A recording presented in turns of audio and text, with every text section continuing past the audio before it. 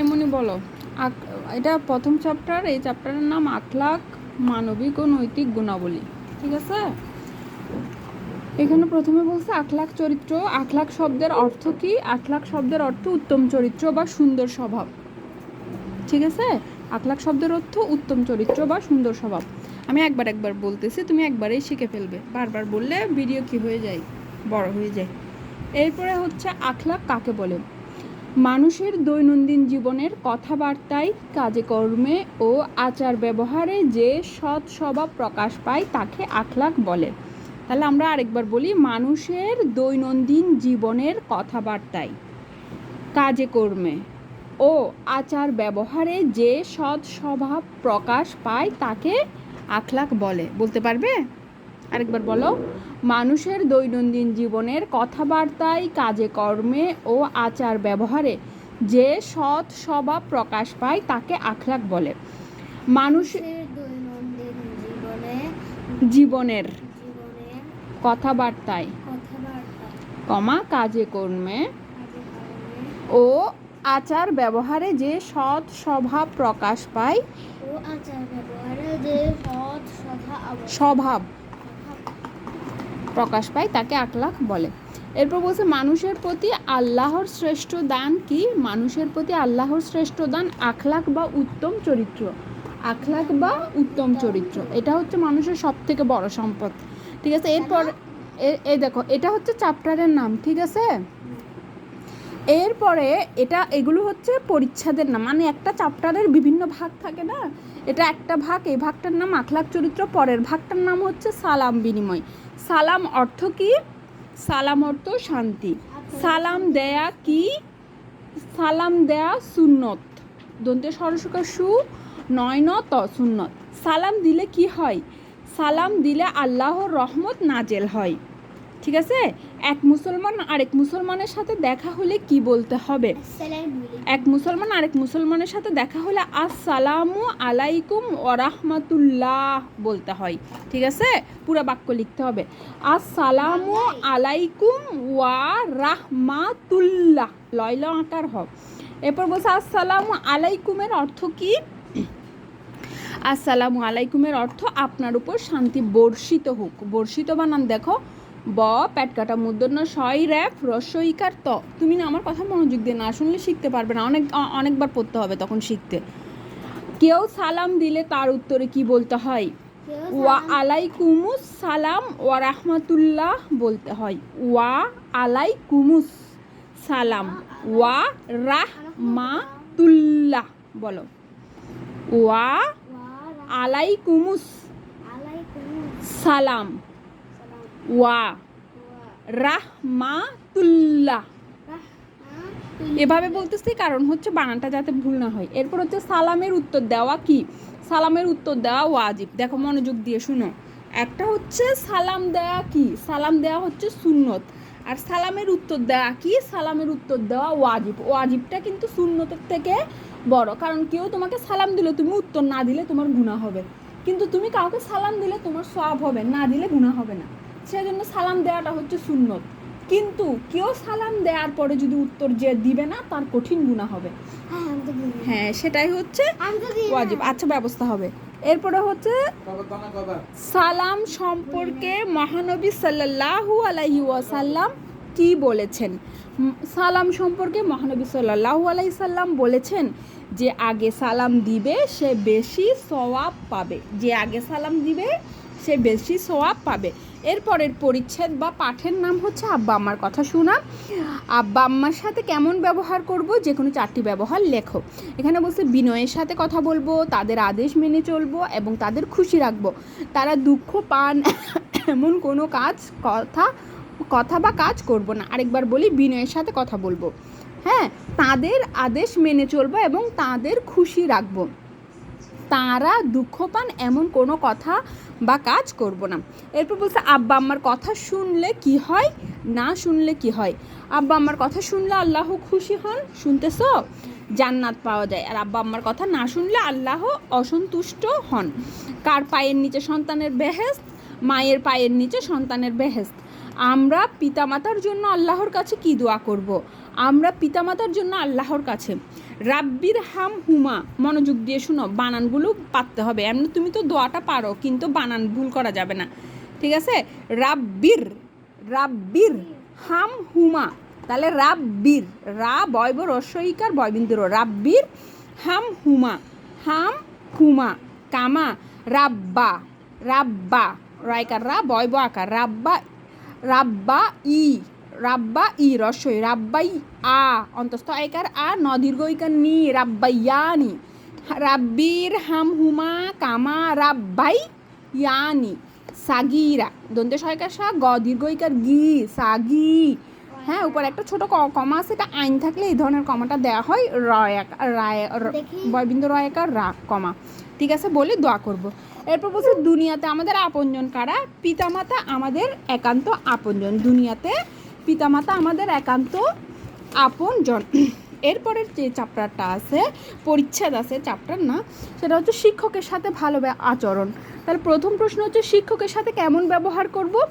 আমরা শিক্ষকদের সাথে, শিক্ষকদের সম্মান করব, তাদের সালাম দিব, কিন্তু তাদের বানানে চন্দ্রবিন্দু আছে, ঠিক আছে? মা বাবা, পিতা, টিচার, এগুলোকে যখন তারা বলবো, তাদের বলবো, তখন চন্দ্রবিন্দু হবে, কারণ ওনারা সম্মানের বিষয়। আমরা শিক্ষকের সাথে শিক্ষকদের সম্মান করব, তাদের সালাম দিব এবং তাদের আদেশ উপদেশ সর্বদা মেনে চলব। তাহলে আমরা শিক্ষকদের সম্মান করব, তাদের সালাম দিব এবং তাদের আদেশ উপদেশ সর্বদা মেনে চলব। শিক্ষক কারা? যারা শিক্ষা দিয়ে থাকেন তারা শিক্ষক, ঠিক আছে? আমি ভিডিও লম্বা করতেছি না তাই। কাকে শিক্ষাগুরু বলা হয়? যার কাছে আমরা পড়ালেখা করি তাকে শিক্ষাগুরু বলা হয়। যার কাছে আমরা পড়ালেখা করি তাকে শিক্ষাগুরু বলা হয়। শিক্ষককে মানুষ গড়ার কারিগর বলা হয় কেন? খুব মনোযোগ দিয়ে শুনো। একটি অশিক্ষিত জাতিকে শিক্ষাদান করে উন্নত জাতি হিসাবে প্রতিষ্ঠা করার ক্ষেত্রে প্রধান ভূমিকা রাখেন শিক্ষক, তাই শিক্ষককে মানুষ গড়ার কারিগর বলা হয়। আরেকবার শুনো, একটি অশিক্ষিত জাতিকে শিক্ষা দান করে উন্নত জাতি হিসাবে প্রতিষ্ঠা করার ক্ষেত্রে প্রধান ভূমিকা রাখেন শিক্ষক, ঠিক আছে? তাই শিক্ষককে মানুষ গড়ার কারিগর বলা হয়। আরেকবার, একটি অশিক্ষিত জাতিকে শিক্ষাদান করে উন্নত জাতি হিসাবে প্রতিষ্ঠা করার ক্ষেত্রে প্রধান ভূমিকা রাখেন শিক্ষক, তাই শিক্ষককে মানুষ গড়ার কারিগর বলা হয়। এরপরের যেই পাঠটা আছে সেটা হচ্ছে সহপাঠীদের সাথে ভালো ব্যবহার। আমাদের সহপাঠী কারা? আমাদের সাথে একই শ্রেণীতে যারা পড়ে তারা আমাদের সহপাঠী। আমাদের সাথে একই শ্রেণীতে যারা পড়ে তারা আমাদের সাথে একই শ্রেণীতে যারা পাঠরত করে তারা কি পাঠরত, কি এটা কি কথা? আমাদের সাথে একই শ্রেণীতে যারা পড়ে তারাই সহপাঠী। আর পাঠরত শব্দটা ব্যবহার করতে চাইলে সেটা তুমি বলবা যে আমাদের সাথে একই শ্রেণীতে পাঠরত সব ছাত্রছাত্রীদেরকে সহপাঠী বলা, কিন্তু সেটা তো ভালো লাগতেছে না শুনতে। সহপাঠী অর্থ কি? সহপাঠী অর্থ পড়ার সাথী। সহপাঠী, সহ মানে সাথে, পাঠী মানে পড়ার, সহপাঠী মানে পড়ার সাথী, ঠিক আছে? তুমি সহপাঠীদের সাথে কেমন ব্যবহার করবে? আমি সহপাঠীদের সাথে ভালো ব্যবহার করব, পড়া জানতে চাইলে পড়া দেব, একে অপরকে সাহায্য করব, অসুখ হলে দেখতে যাব, দেখা হলে সালাম দিব। আরেকবার, আমি সহপাঠীদের সাথে ভালো ব্যবহার করব, পড়া জানতে চাইলে পড়া বলে দেব, একে অপরকে সাহায্য। পড়া জানতে চাইলে পড়া বলে দেওয়া মানে এই না যে পরীক্ষার সময় পড়া বলে দিবে, পরীক্ষার সময় পড়া বলে দেওয়া ঠিক না। আচ্ছা, আমি সহপাঠীদের সাথে ভালো ব্যবহার করব, পড়া জানতে চাইলে পড়া বলে দিব, একে অপরকে সাহায্য করব, অসুখ হলে দেখতে যাব, দেখা হলে সালাম দেব। সহপাঠীর আব্বা আম্মাকে কীভাবে সম্মান করব? তাদের সালাম দেব এবং তাদের কথাও মেনে চলব, ঠিক আছে? এইটুক পর্যন্ত আছে, আমি এতটুক পর্যন্তই করতেছি, বলে যাচ্ছে। এগুলো তো তুমি পারো, তাই না? এই যে আরবি হরফ মোট কয়টি? আমি মেনগুলো বলে যাচ্ছি। আরবি হরফ মোট কয়টি? 29টি। আরবি হরফ মোট কয়টি? 29টি। আরবি হরফ মোট কয়টি? 29টি, ঠিক আছে? এটা তো তুমি পারো, বলে যাও। এখানে আসো, আঙ্গুল দিয়ে বলে যাও, তাহলে তাড়াতাড়ি হবে ভিডিও। হ্যাঁ, আলিফ বা তা সা জিম হা হা দাল। আলিফ, দ্রুত ভিডিও লম্বা হয়ে যাবে। আলিফ বা তা সা জিম হা হা দাল জাল র জা শিন সিন সিন শিন সোয়াদ দোয়াত দোয়া জোয়া আইন গাইন বা কফ লাম কফ, এটা কফ, এটা কাফ। কফ লাম কাফ, কাফ এটা কফ। কফ দুই নক্তাওয়ালা কফ, আর এটা হচ্ছে কাফ। কাফ, কাফ লাম মিম নুন ওয়াও, ওয়াও হা হামজা হামজা ইয়া। এরপর এখানে বলছে নিচের খালি করে সঠিক হরফটি লিখো। আলিফের পরে বলে যাও, দ্রুত বলে যাও। বা সা শিন হা, হা খর পরে দাল, জাল, র, র জা সিন, শিন। সিন, শিন। হ্যাঁ, সোয়াদ, দোয়াত তোয়া, দোয়া আইন, গাইন গয়েন, কাফ, ফা, কফ, কাফ, কাফ লাম, মিম মিম, নুন, ওয়াও, হা, হামজা ইয়া। এরপর এখানে বলছে আরবি হরফকে।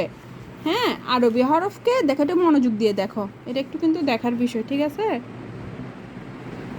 আরবি হরফকে লেখার সুবিধার্থে 8 ভাগে ভাগ করা হয়েছে। কয় ভাগে? 8 ভাগে। 1 নং 4 হরফ, 2 নং 5 হরফ। দেখো 1 নং 4 হরফে কি কি আছে? মানে কি আমি কিছু বুঝতেছি না। মানে আর যেমন ধরো আমরা বাংলার মধ্যে সরিয় সরেয়া লিখি, সরিয় সরেয়া লিখা কাছাকাছি না? তারপরে রস্বই দীর্ঘই কাছাকাছি না? তাহলে এক টাইপের কতগুলো বর্ণ আছে না? সেরকম আরবিতে যেগুলো একটু অনেকটা কাছাকাছি বর্ণ, সেগুলোকে ভাগ করা হয়েছে। কয় ভাগে ভাগ করা হয়েছে? 1 নং 4 হরফ, প্রথম 4 হরফে কি আছে? আলিফ, মিম, তোয়া, জোয়া। 2 নং 5 হরফ, 5 হরফে আছে দেখো বা, তা, সা, ফা, কাফ। এগুলো কাছাকাছি লিখার স্টাইল, তাই না? সেটাই বোঝানো হয়েছে। 3 নং 3 হরফ, হা, হ, জিম। এগুলো কাছাকাছি না লিখার স্টাইল? তারপরে বলছে 4 নং 5 হরফ, এই যে রা, জা, ওয়াও, দাল, জাল। এগুলো কাছাকাছি না লিখার স্টাইল? সেটা বোঝানো হয়েছে। 5 নং 4 হরফ দেখো সিন, শিন, সোয়াদ, দোয়াত। এগুলো কাছাকাছি না লিখার স্টাইল? তাই এগুলোকে আরেক ভাগে রাখা হয়েছে। এরপর হচ্ছে 6 নং 3 হরফ, কি কি? নুন, ফা, লাম। ঠিক আছে? ফা বলতেছি, কফ, কফ, লাম। এগুলো কাছাকাছি না, তাই এগুলোকে এক ভাগে লেখা হয়েছে। তারপর হচ্ছে 7 নং 3 হরফ, হামজা, আইন, গয়েন। এগুলো কাছাকাছি, তাই এগুলোকে একসাথে।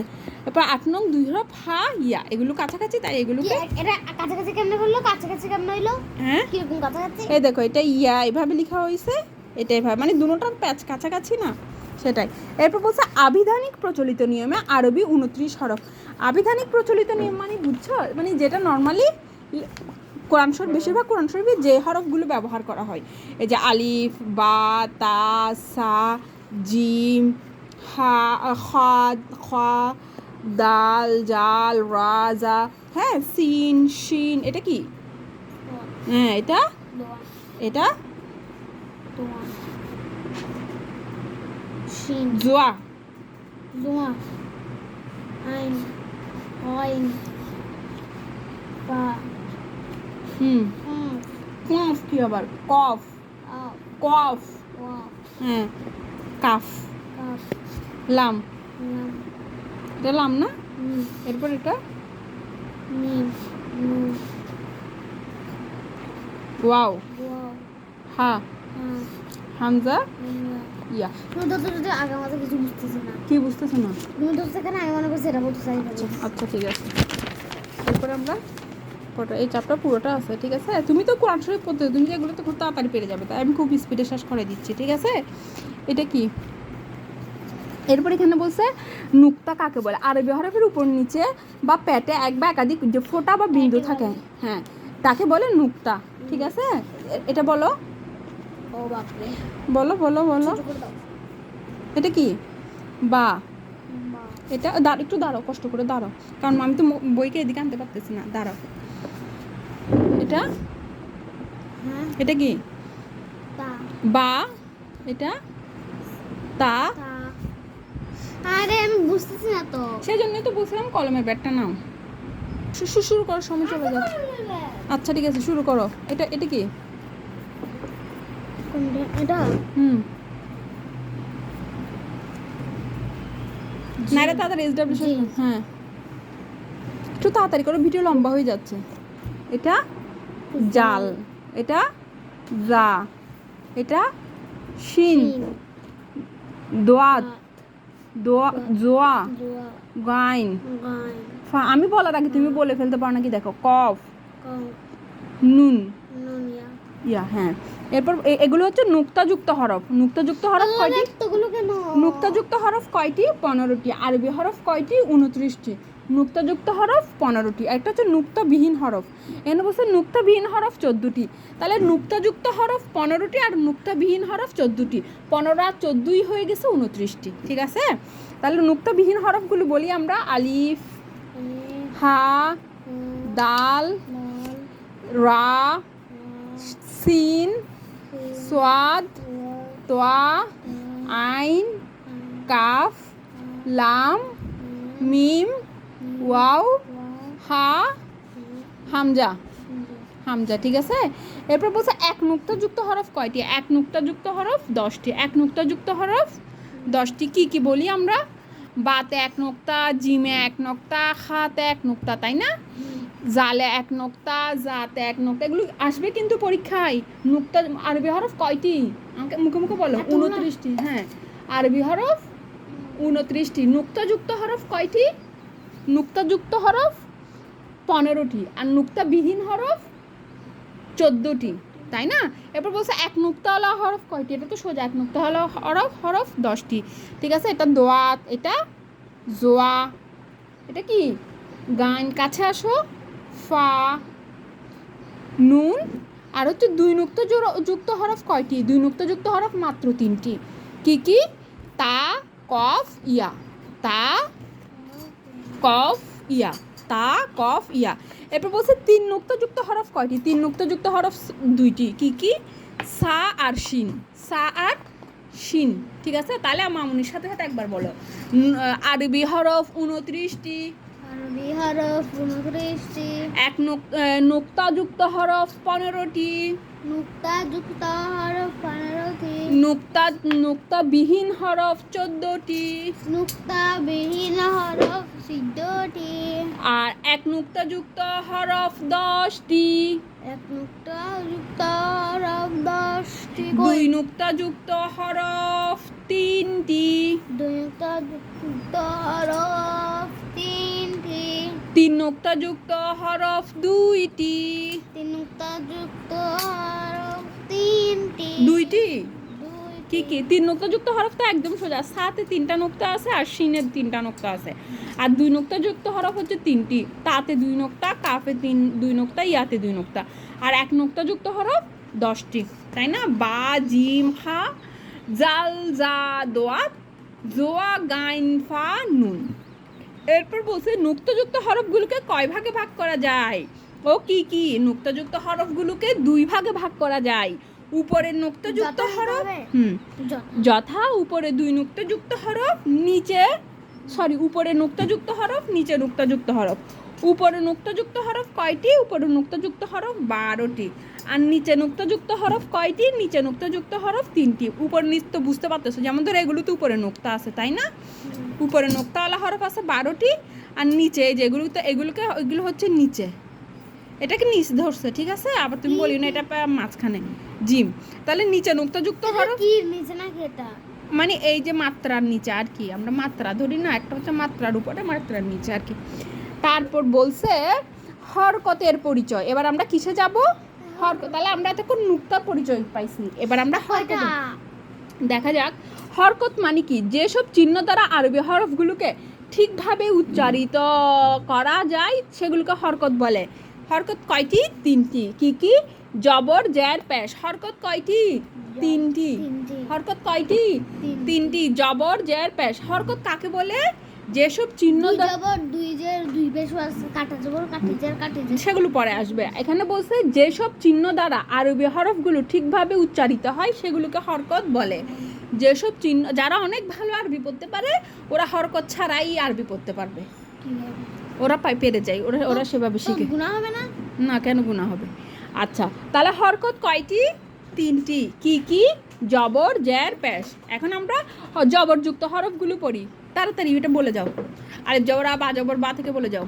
আলিফ জবর আ, দ্রুত বলবে। বা জবর বা, তা জবর তা, সা জবর সা।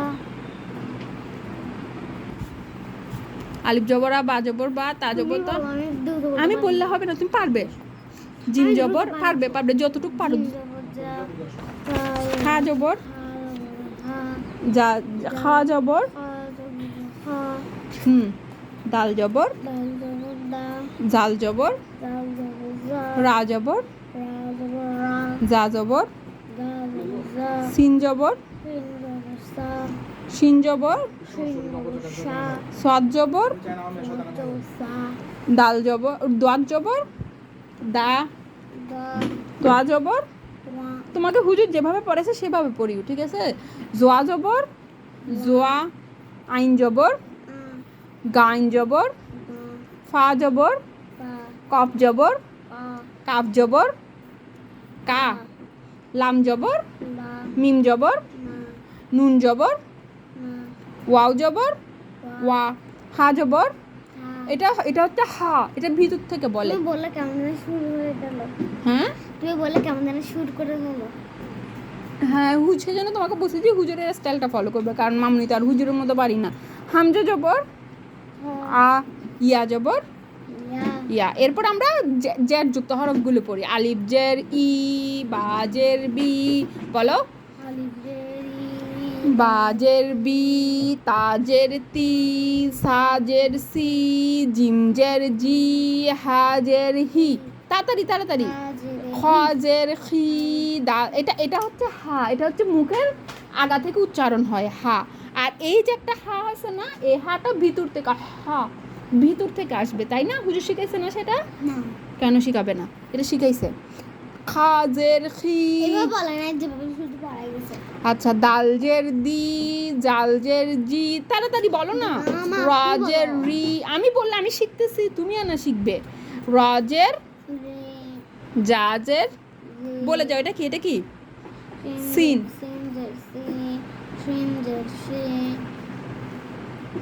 সোয়াদ, তুমি চিনো না তো বলতে পারতেছো না কেন? সোয়াজের সি, হ্যাঁ। তারপর দোয়াজের দি, তোয়াজের জোয়াজের আইনজের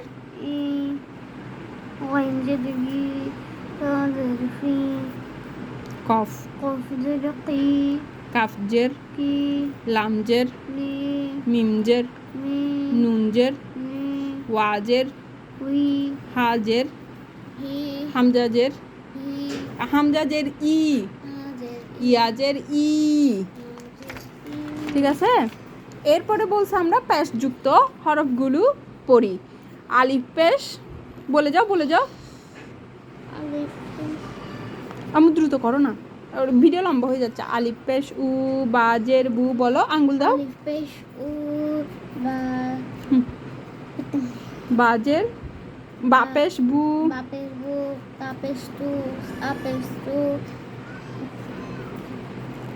জিম পেশ জু, হা পেশ হু, বা হা পেশ হু।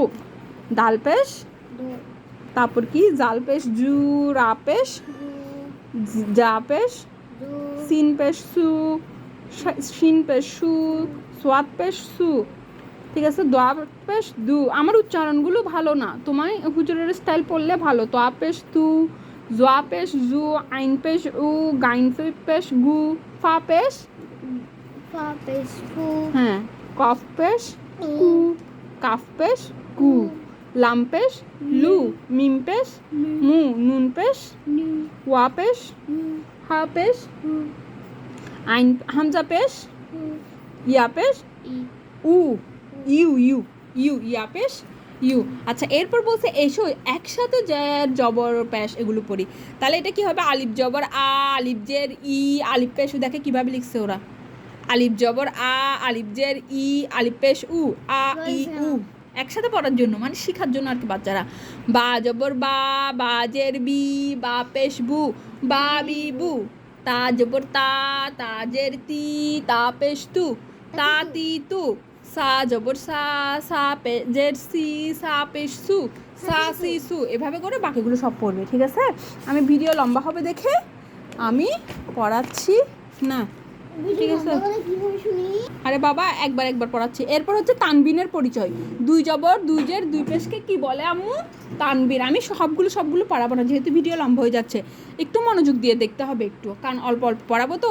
তাহলে দুই জবর দুই জের দুই পেশকে কি বলে? তানবিন। আর জবর জের পেশকে কি বলে? জবর জের পেশকে কি বলে?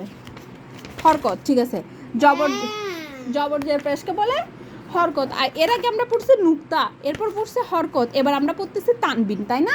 দুই জবর দুই জের দুই পেশকে বলে তানবিন, দুই জবর দুই জের দুই পেশকে বলে তানবিন। এগুলো তো উচ্চারণ তুমি জানো, আলিফ দুই জবর আন, বা দুই জবর বান, তা দুই জবর তান, এভাবে বাকিগুলো সব যাবে। ঠিক আছে, এরপর হচ্ছে দুই জের দিয়ে বলি আলিফ জের ইন, দুই জবর থাকলে নুন উচ্চারণ হয়, আলিফ জের ইন, বাজের বিন, তাজের তিন, এভাবে ওয়াজের উই, ইন, ইন, হাজের ইন, হামজাজের ইন, সরি জের না, দুই জের হবে, আমি ভুল বলছি এতক্ষণ।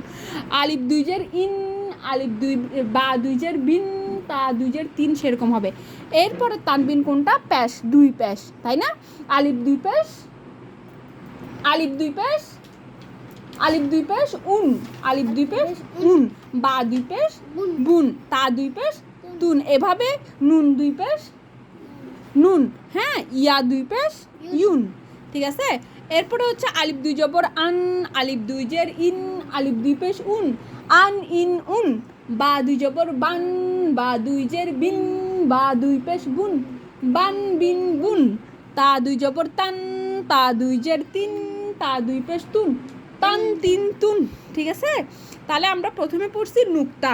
ঠিক আছে, এরপরে পড়ছি হরকত। হরকত কোনগুলা? জবর জের পেশ। এখন আমরা কি পড়ছি? তানবিন। তানবিন কোনগুলা? তানবিন দুই। এরপর আমরা কোথায় যাব জানো? এরপর আমরা যাব মাদে। মাদ অর্থ কি? আচ্ছা, এখানে আমরা তানবিন কাকে বলে সেটা, আচ্ছা সেটা তো বলছি। আচ্ছা, মাদ অর্থ কি? মাদ অর্থ দীর্ঘ বা টেনে পড়া। মাদ অর্থ দীর্ঘ বা টেনে পড়া, দীর্ঘ করে পড়া বা টেনে পড়া। আরবি পড়ার সময় কোনো কোনো হরফ দীর্ঘ করে বা টেনে পড়তে হয়, এরূপ দীর্ঘ বা টেনে পড়াকে বলা হয় কি? মাদ। ঠিক আছে, মাদের হরফ তিনটি। মাদের হরফ কয়টি? তিনটি। মাদের হরফ কয়টি? তিনটি। কি কি? আলিফ ওয়াও ইয়া। মাদের হরফ কয়টি? তিনটি। হুজুর পড়াই নাই এগুলো? মাদের হরফ তিনটি পড়াই নাই? আলিফ ওয়াও ইয়া এগুলো পড়াই নাই? এগুলো থাকলে যে টেনে পড়তে হয়। মাদের হরফ তিনটি, বলো মাদের হরফ। আচ্ছা, পড়াইছে বা পড়াই নাই? এখন পড়াই ফেলি। আলিফ ওয়াও ইয়া, মাদের হরফ কয়টি? ইয়া তিনটি। কখন মাদ হয়? ওয়াও সাকিন ডানে পেশ, ইয়া সাকিন ডানে জের ও খালি আলিফ, আলিফ ডানে জবর অবস্থায় থাকলে মাদ হয়। ওয়াও সাকিন ডানে পেশ। ঠিক আছে, ওয়াও সাকিন ডানে পেশ, ইয়া সাকিন ডানে জের। ঠিক আছে, খালি আলিফ ডানে জবর, মানে এমনি শুধু একটা আলিফ থাকে না। যখন আলিফের ডান পাশে জবর থাকে তখন সেটা টেনে পড়তে হয়। যখন ইয়ার ডানে জের থাকে তখন টেনে পড়তে হয়। যখন ওয়ার ডানে পেশ থাকে তখন টেনে পড়তে হয়, মানে মাদ হয়। টেনে পড়াকে বাদ বলে, টেনে পড়াকে মাদ বলে। ঠিক আছে, তাহলে এটা কি? আলিফ খাড়া জবর আ, নুন জবর না, আনা। বা আলিফ জবর বা, নুন জবর না, বানা। তা আলিফ জবর, এগুলো পড়েছে না হুজুর? তা আলিফ জবর তা, নুন জবর না, তা না। ঠিক আছে, এরপর ওয়াও দিয়ে যেটা হয়েছে, এই দেখো আলিফ, এই যে ওয়াওয়ের পাশে এখানে পেশ আছে না? কোন পাশে পেশ আছে? ডান পাশে পেশ আছে না? এই যে ওয়া দেখতেছো আম্মু? তুমি না দেখলে কিন্তু পারবে না। এই যে ওয়া, এই দেখো এখানে তুমি খালি আলিফ মানে বুঝো নাই যে এই যে এটা একটা খালি আলিফ, মানে আলিফের উপরে জ্যার জবর পেশ কিছু আছে নাই, তখন টেনে পড়তে হবে। এই যে সবগুলোর তে খালি আলিফ না? হ্যাঁ, সবগুলোতে তখন। আর খালি আলিফের ডানে কি আছে? জবর আছে না? এই যে খালি আলিফের ডানে বার উপর জবর আছে না? এই যে খালি আলিফের পাশের জবর আছে না? খালি আলিফের পাশের জবর আছে না? তাহলে খালি আলিফ থাকবে, ডান পাশে জবর থাকলে সেটা টেনে পড়তে হয়, মানে মাদ হয়। ঠিক আছে, খালি আলিফ থাকবে, ডান পাশে জবর থাকবে, তখন মাদ হয়। আবার ওয়া থাকবে। ঠিক আছে, এই যে ওয়া আছে, ওয়ার পাশে প্যাশ, এই যে ওয়ার ডান পাশে প্যাশ আছে না, ওয়ার ডান পাশে প্যাশ আছে, দেখতে পাচ্ছ? আছি। হ্যাঁ, ওয়ার ডান পাশে প্যাশ, এই যে ওয়ার ডান পাশে প্যাশ, এই যে ওয়ার ডান পাশে প্যাশ, এই যে ডান পাশ মানে বুঝছো তো, ডান হাতের পাশ, এই যে ওয়ার ডান হাতের পাশ মানে ডান পাশে আছে প্যাশ।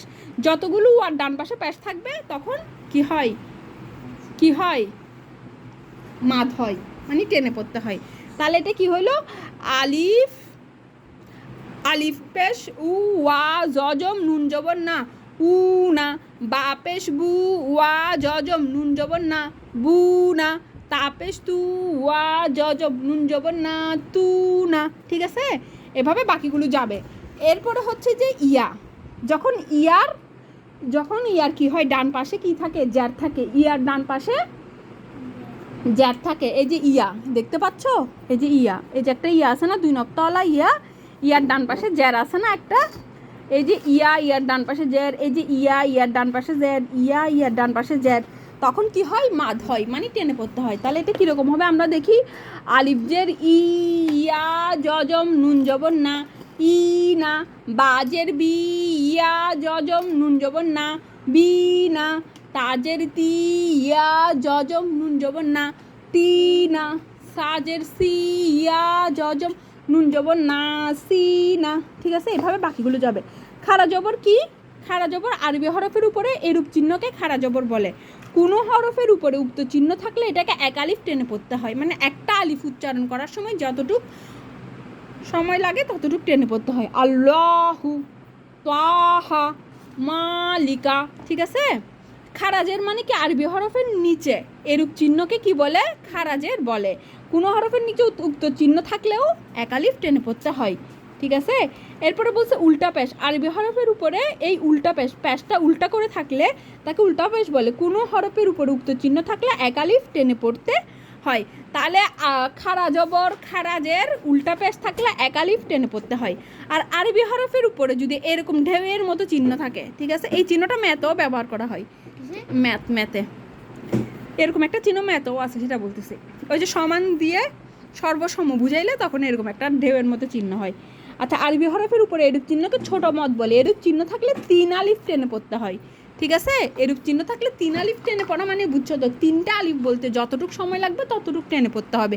কোন চিহ্ন, এই যে ঢেউয়ের মতো চিহ্নটা থাকলে।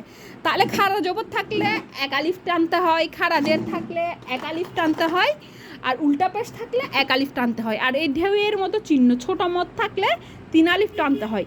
আর এই যে এই চিহ্নটা, এটাকে বলে বড় মদ। এটাকে কি বলে, বড়, বড় মদ, মদ্য, মদ্য দয় দুটো উচ্চারণ কীভাবে বলে আমি জানি না। আর ঠিক আছে, এইটা থাকলে কয় আলিফ টানতে হয়, 4 আলিফ টানতে হয়। এই চিহ্নটা থাকলে, এই চিহ্নটা থাকলে 4 আলিফ টানতে হয়। ঠিক আছে, এরপরে জজম বা সাকিনের পরিচয়, জজম বা আমি আর নাই সাকিনের পরিচয়। এরপর শেষ, জজম বা সাকিনের পরিচয়। জজম বা সাকিন এগুলো তো তুমি জানো, জজম তো চিনো। জজম মানে আমরা আরবিতে হসন্ত, বাংলায় যেরকম হসন্তর উচ্চারণ করি সেরকম হসন্ত। যেসব জজম কাকে বলে, আরবি হরফের কোনো হরকত না থাকলে তাকে জজম বা সাকিন বলে। এই চিহ্নকে এভাবে, এই যে উল্টা, এই যে এটা এভাবে লেখা হয়, হ্যাঁ, বাংলা হসন্তর মতো আর কি। ঠিক আছে, এভাবে লেখা হয়। এরপরে বলছে এই যে আরেকটা হচ্ছে সাকিন, যেসব আরবি হরফের উপরে জজম বা সুকুন বসে তাকে সাকিন বলে। যেসব আরবি হরফের উপরে জজম বা সুকুন বসে তাকে সাকিন বলে। ঠিক আছে, আলিফ জবর আ, নুন জজম কি হলো, আন। বা জবর বা, নুন জজম কি হলো, কি হলো বলো, বান হবে না। তা জবর তা, নুন জজম কি হবে, তান। এভাবে করে বাকিগুলো যাবে। এরপর জ্যাক দিয়ে সেরকম আলিফ জের ই, নুন জজম ইন। বাজের বি, নুন জজম বিন। তাজের তি, নুন জজম তিন। এভাবে বাকিগুলো যাবে। এরপর পেশ দিয়ে হবে আলিফ পেশ উ, নুন জজম কি হলো, উন। আলিফ পেশ উ, নুন জজম কি হলো, উন। বা পেশ বু, নুন জজম কি হলো, বুন। তা পেশ তু, নুন জজম কি হলো, তুন। এভাবে করে বাকিগুলো যাবে। ঠিক আছে, সবগুলো পড়াচ্ছি না, সবগুলো পড়ালে ভিডিও অনেক লম্বা হয়ে যাবে। এরপর আমরা তাসদিদে যাব। তাসদিদ মানে কি, আলনা, আরে শেষ, এরপরে তাসদিদ মানে কি, এই যে ডাব্লিউর মতো অনেকটা কোনো হরফের উপর এই যে এই চিহ্নটা থাকলে তাকে তাসদিদ বলে। তাসদিদ হচ্ছে হরকত বিশিষ্ট হরফের উপরে বসে, তাসদিদের উচ্চারণ কি হয়, যুক্তাক্ষরের মতো হয়। ঠিক আছে, আলিফ জবর আ বা, তাসদিদ জবর কি হলো আব্বা, আলিফ জবর আ, নুন তাসদিদ জবর আন্না, তাই না? বা জবর বা, নুন তাসদিদ জবর বান্না, তা জবর তা, নুন তাসদিদ জবর কি হলো তান্না, না মানে যুক্ত বর্ণ হবে। সেরকম আলিফ জের ই, নুন তাসদিদ জের ইন্নি, বাজের বি, নুন তাসদিদ জের বিন্নি, তাজের তি, নুন তাসদিদ জের তিন্নি, এভাবে বাকিগুলো যাবে। পেশ দিয়ে করি, আলিফ পেশ উ, নুন তাসদিদ পেশ উন্নু, বাজের বু, নুন তাসদিদ পেশ বুন্নু, তাপেশ তু, নুন তাসদিদ পেশ তুন্নু। ঠিক আছে, এভাবে বাকিগুলো যাবে। এরপর এখানে মাখরাজের পরিচয় দিছে। মাখরাজগুলো আমি আপাতত পড়াচ্ছি না, মাখরাজগুলো হুজুর থেকে পড়ে নিও, কারণ আমার মাখরাজ ভালো নয়। ঠিক আছে, শেষ।